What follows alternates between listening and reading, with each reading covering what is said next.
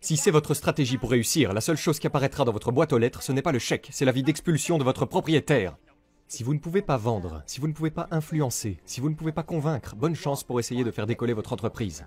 Et le seul moyen de passer de la compétence consciente à la compétence inconsciente est la pratique. Certaines personnes se fixent des objectifs élevés, mais ce sont des objectifs de merde. La plupart des gens n'ont pas une vision convaincante de leur propre avenir. Vous devez être honnête, ne blâmez pas le patron, ne blâmez pas les entreprises, ne blâmez pas votre travail, ne blâmez pas l'industrie dans laquelle vous êtes. Mon message est le suivant, il n'y a qu'une seule façon de devenir riche et c'est le faire rapidement.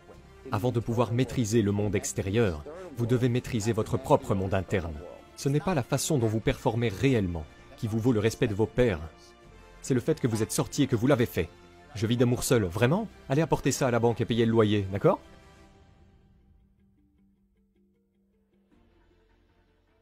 J'ai lu ce livre parce que j'étais incrédule, parce que les gens diraient « Voici la stratégie du succès ou le secret du succès. » Entrez dans votre maison, dans une pièce calme, et vous fermez les lumières, dessinez les ombres, vous vous asseyez sur un canapé et visualisez un gros chèque.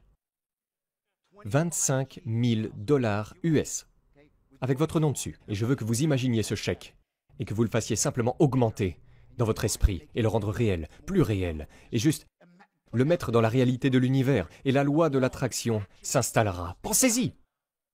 Des conneries, n'est-ce pas? Vous êtes là? Si c'est votre stratégie pour réussir, la seule chose qui apparaîtra dans votre boîte aux lettres, ce n'est pas le chèque, c'est l'avis d'expulsion de votre propriétaire. Ils vont remorquer votre voiture. Votre femme, votre mari sera chez le voisin d'à côté, et vous direz toujours « Où est le chèque? Où est le chèque ?» Ok? Le secret est une merde, d'accord? Est-ce que je crois à la manifestation? Ouais! C'est vrai. Mais tu dois agir. Je fais partie de ces malheureux, je l'ai essayé, je l'ai vraiment fait, je jure que je l'ai essayé. J'ai lu les livres, laissez-moi l'essayer, vous savez? Alors je me suis assis, j'ai prié pour le chèque, cela n'est jamais venu. Mais quand je suis sorti et j'ai commencé à agir, devinez quoi? Le chèque s'est finalement matérialisé, accompagné de quelques zéros supplémentaires. Et comme pour un entrepreneur, pas pour un vendeur, que diriez-vous simplement d'un entrepreneur qui cherche à démarrer une entreprise? Si vous ne pouvez pas vendre, si vous ne pouvez pas influencer, si vous ne pouvez pas persuader, bonne chance pour essayer de faire décoller votre entreprise. Je ne parle pas seulement de vos clients, je parle des banquiers, des investisseurs, de vos vendeurs, de votre processeur de carte de crédit, des gens qui travaillent pour vous. Comment motivez-vous les gens à travailler pour vous? Comment les excitez-vous? Comment les amener à vouloir adhérer à votre vision? Au plus haut niveau, ce qu'est réellement la vente, c'est le transfert d'émotions. Et l'émotion que vous transférez est cette émotion de certitude. Que quelqu'un se sent certain en se disant « Oui, c'est une bonne chose, ça va m'aider, ça va combler mon besoin. » Lorsque vous êtes entrepreneur et que vous essayez de démarrer une entreprise et que vous recrutez des gens, vous leur vendez votre vision de l'avenir, votre vision pour cette entreprise. Et si vous ne pouvez pas faire cela, bonne chance pour que des gens formidables travaillent avec vous. C'est presque impossible. C'est pourquoi vous voyez toujours les gens dire « Oh, c'est un visionnaire !» Eh bien c'est vrai, mais ce ne sont généralement pas seulement des visionnaires. Ils possèdent également la capacité de vendre la vision à d'autres personnes, de les inspirer, de les motiver. Donc vendre, ce n'est pas juste comme les gens pensent vendre. « Oh, eh bien je ne suis pas un vendeur, je n'en ai pas besoin. » Eh bien oui, vous devez apprendre à influencer. Que diriez-vous d'essayer d'amener vos enfants à faire leur lit, à faire leurs devoirs ou à croire en la valeur de l'éducation? Que diriez-vous d'essayer de faire en sorte qu'un propriétaire vous accorde une réduction sur votre loyer ou de prolonger le bail comme vous le souhaitez? Que diriez-vous d'essayer de négocier des termes et conditions? Vous comprenez, cela touche à tout. Donc, je regarde toujours ça et quand je dis que j'ai craqué le code sur l'influence, ce que j'ai vraiment fait essentiellement, en travaillant presque à l'envers, en disant que je vais commencer par la fin et aller au début, voir ce qu'il faut, avant que quelqu'un ne dise oui. J'ai pu le prendre et le mettre dans ce système qui a pris les gens sans talent, sans nom et les a transformés en millionnaires. Il existe 4 niveaux d'apprentissage. D'accord, laissez-moi dire quels sont ces niveaux. Certains d'entre vous pourraient le comprendre maintenant car vous avez connu le développement personnel. Ce sont des choses très basiques mais c'est important ici. Le premier niveau est appelé être inconsciemment incompétent. Et ce que cela signifie, c'est ceci. Lorsque vous commencez à faire quelque chose, vous en savez si peu à ce sujet, vous ne savez pratiquement rien. Vous ne savez pas ce que vous ne savez pas. C'est un endroit très effrayant, lorsque vous êtes plongé dans une situation et que vous êtes un novice complet. Vous dites « Bon sang, j'aimerais m'améliorer, mais je n'ai pas la moindre idée de ce que je ne sais pas. » Tout le monde suit ce concept? C'est là que la plupart des gens commencent, d'accord? Le niveau suivant est de devenir consciemment incompétent.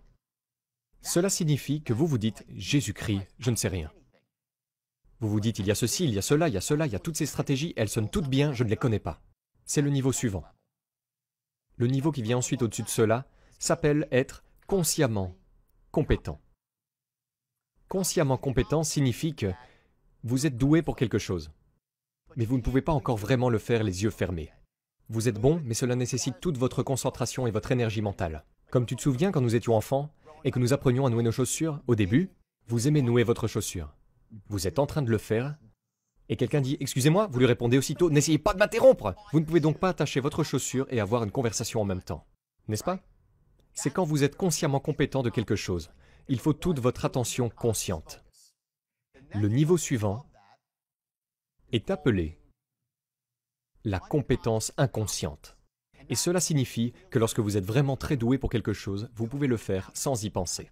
Et la seule façon de passer de la compétence consciente à la compétence inconsciente est par la pratique. Il n'y a pas d'autre moyen. En le perçant dans votre tête, encore, et encore, et encore, et encore, et encore, jusqu'à ce que votre cerveau clique simplement. Et tout d'un coup, vous utilisez la partie inconsciente de votre esprit, qui est infiniment plus puissante que votre esprit conscient. La raison pour laquelle la plupart des gens ne réussissent pas ou ne sont pas riches n'est pas parce qu'ils fixent leurs objectifs trop hauts et les manquent. C'est parce qu'ils les fixent trop bas et les réalisent quand même. Vous comprenez cela? Ce n'est pas parce que vous vous êtes fixé des objectifs trop élevés que vous les ratez, c'est plutôt parce que vous vous fixez vos objectifs trop bas et vous les atteignez. Et vous vous retrouvez pris dans la lutte quotidienne moyenne et dans la médiocrité. C'est ce qui tue les gens. Tout le monde ici, levez la main pendant une seconde s'il vous plaît. Levez vos mains. Maintenant, montez-la aussi haut que possible. Je vais m'accroupir pour voir, d'accord? Maintenant, montez simplement un peu plus haut tout le monde, plus haut. Pourquoi est-ce arrivé? Je dis levez-la aussi haut que vous le pouvez et tout le monde dit très bien, puis un peu plus haut, d'accord? Eh bien si vous le pensez vraiment, n'est-ce pas? Vous comprenez cela?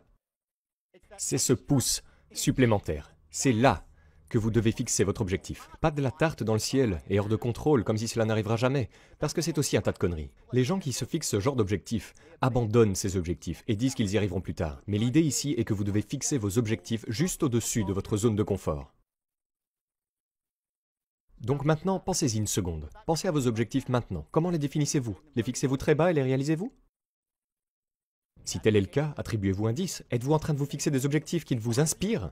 Certaines personnes fixent des objectifs qui pourraient être élevés, mais ce sont des objectifs pourris. Ce ne sont pas le genre d'objectifs qui vous font sauter hors du lit le matin. Vous poussent à aller travailler pour vous-même, à assurer l'avenir pas seulement pour vous, mais pour votre famille. Ainsi, vous n'avez pas à faire de compromis ou d'acquiescer à qui que ce soit. À moins que vous ne les aimiez, à moins que vous ne le vouliez. C'est ça la liberté. Vous savez, l'argent n'est qu'un mécanisme pour y arriver. La plupart des gens, et voici l'ironie, c'est que la plupart des gens n'ont pas une vision convaincante de leur propre avenir. Ils ne l'ont pas, ils passent la vie en se fixant des objectifs. Et les objectifs n'ont aucun pouvoir. Les objectifs avaient du pouvoir en 1959 quand Earl Nightingale est venu à cette idée de se fixer des objectifs. Et tout le monde se disait « Waouh, je suis une personne axée sur des objectifs de vie !» Et c'était génial, cela a fonctionné pendant environ 20 ans. Tout le monde s'est fixé des objectifs et a obtenu des résultats. Mais tout d'un coup, vous vous fixez des objectifs et parfois vous les atteignez, parfois non. La plupart du temps, ce n'est pas le cas et ce n'est pas grave. Mais les objectifs sont presque devenus un synonyme de « Oh, je vais me fixer un objectif et qui se fout de ce qui va se passer vraiment après ?» C'est presque synonyme d'échec maintenant, se fixer des objectifs. Et je crois qu'il faut se fixer des objectifs, mais il doit y avoir quelque chose au-dessus de vos objectifs. Et c'est votre vision du futur. Il n'a pas de point final. Il s'agit du monde d'une certaine manière, selon vous. Et cela vous inspire. Lorsque vous avez vraiment une vision de votre avenir qui vous inspire, vous allez sauter du lit le matin et vous sentir bien à l'idée d'aller affronter la vie plutôt que d'être misérable et d'aller à un travail que vous détestez ou de vivre la vie qui ne vous donne pas le pouvoir. Et juste chaque jour se déplaçant presque comme un automate, n'ayant pas vraiment le zèle, le courage et la grandeur de la vie. Je suis coupable, et j'y ai pris par là aussi quand je sentais que je n'avais pas vraiment de vision convaincante de mon propre avenir, et que j'avais l'impression de me vautrer. Mais au moins, j'en étais conscient. Une fois que vous en prenez conscience, vous pouvez créer consciemment une vision de votre avenir. Cela n'arrive pas en une minute ou en une heure. Vous l'écrivez, vous y travaillez, et quand vous l'avez finalement atteint, vous savez comment vous l'avez fait. C'est lorsque vous relisez à vous-même votre énoncé de vision. Et cela vous émeut, et vous vous sentez inspiré. Et si peu de gens l'ont. Et ce qui se passe, c'est que chaque être humain a soif d'une vision. Tout le monde a soif. Et si peu de gens ont une vision, et donc ce qu'ils font, ils gravitent vers quelqu'un qui a une vision pour l'avenir, parce qu'ils veulent faire partie d'une vision. Être un grand entrepreneur, c'est avoir cette vision, être capable de créer la vision, puis de vendre cette vision à d'autres personnes, de les amener à vouloir être inspirés, à y adhérer, à y consacrer leur temps, leur travail acharné, leur énergie, pour vous aider à réaliser votre vision. Si vous êtes intelligent, vous répartissez la richesse et c'est gagnant-gagnant pour tout le monde. La seule chose qui vous empêche d'obtenir ce que vous voulez dans la vie, C'est l'histoire de conneries que vous vous dites pour justifier le fait que vous ne pouvez pas l'avoir. Vous comprenez cela? Ce qui vous garde en arrière, c'est bien cette histoire de conneries, car elle vous empêche d'être honnête. Et si vous ne pouvez pas être honnête avec vous-même, vous ne pouvez aller nulle part. Imaginez comme ça le succès dans les ventes et la vie, c'est comme une feuille de route, n'est-ce pas? Vous savez où vous voulez aller, et vous avez cette stratégie parfaite avec une ligne droite pour y arriver. C'est une stratégie parfaite. Cela vous y mènera à chaque fois. Mais si vous ne connaissez pas votre point de départ, si vous n'êtes pas honnête avec votre position actuelle, peu importe la puissance de la stratégie et peu importe la puissance de votre objectif, je vais vous demander de vous fixer un objectif aujourd'hui, n'est-ce pas? Un objectif de 60 jours. Et disons que vous vous êtes vraiment fixé cet objectif et je vais vous montrer comment le faire de manière brillante. Donc c'est viscéral. Donc vous le sentez vraiment, vous le voyez, vous sentez le but. C'est la première étape. Je vais vous apprendre la ligne droite, qui est votre stratégie pour atteindre votre objectif. Mais si vous n'êtes pas honnête avec votre position actuelle, votre point de départ, la carte ne vaut rien. Il y a 3 choses que vous devez savoir. Où vous êtes, où vous voulez aller et comment vous allez y arriver. Ce sont les 3 choses dont vous devez disposer pour profiter de toute opportunité.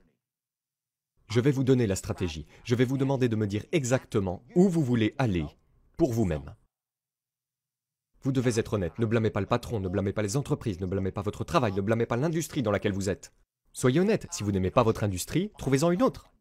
Mon message est le suivant. Il n'y a qu'une seule façon de devenir riche et c'est le faire rapidement. Ce n'est pas un plan pour devenir riche rapidement cependant, parce que le monde est trop cher pour devenir riche lentement. Mais ce que je veux dire par devenir riche rapidement, c'est qu'il y a certaines choses que vous devez savoir sur le jeu intérieur de la richesse. Comment vous gérez votre état émotionnel, vos croyances, vos normes, votre concentration. Ensuite sur le jeu extérieur, l'entrepreneuriat, les ventes, le marketing, comment développer plusieurs flux de revenus. Ça prend du temps.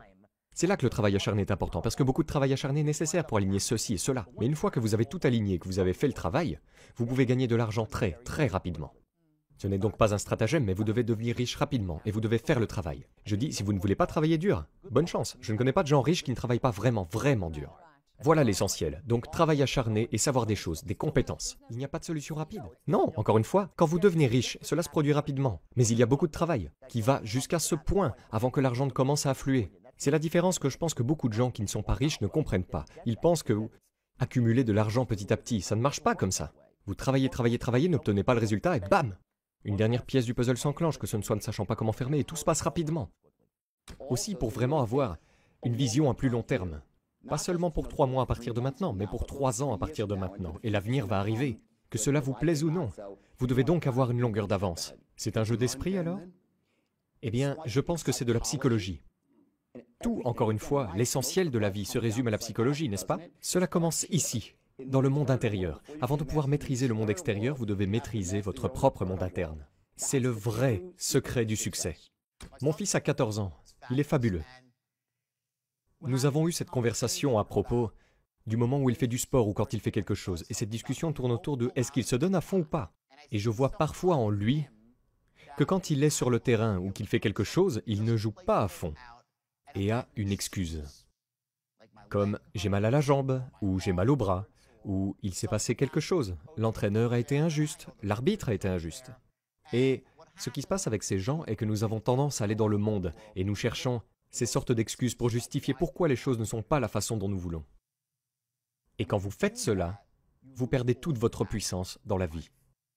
Lorsque vous commencez à vous concentrer sur l'extérieur, sur les excuses, vous perdez votre pouvoir. Voici la façon dont les gens pensent vraiment. Je vais vous dire, je peux monter sur scène et bombarder. Vous allez là-bas et vous bombardez, n'est-ce pas? Et les gens vous respecteront pour être allés là-bas et faire de votre mieux.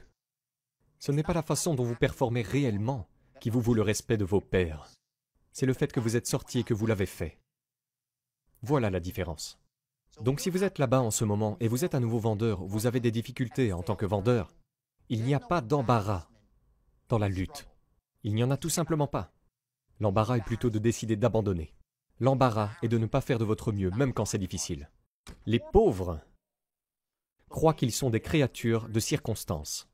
Cela signifie que la vie leur tombe dessus. Vous comprenez cela?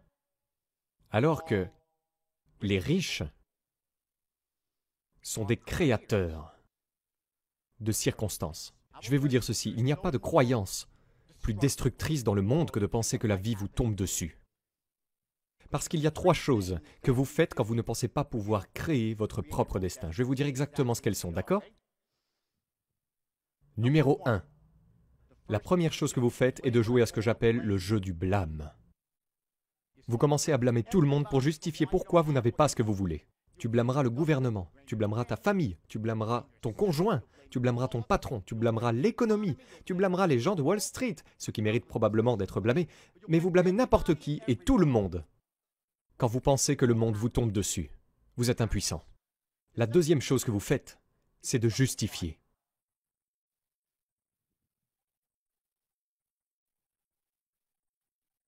C'est parce que l'économie pue.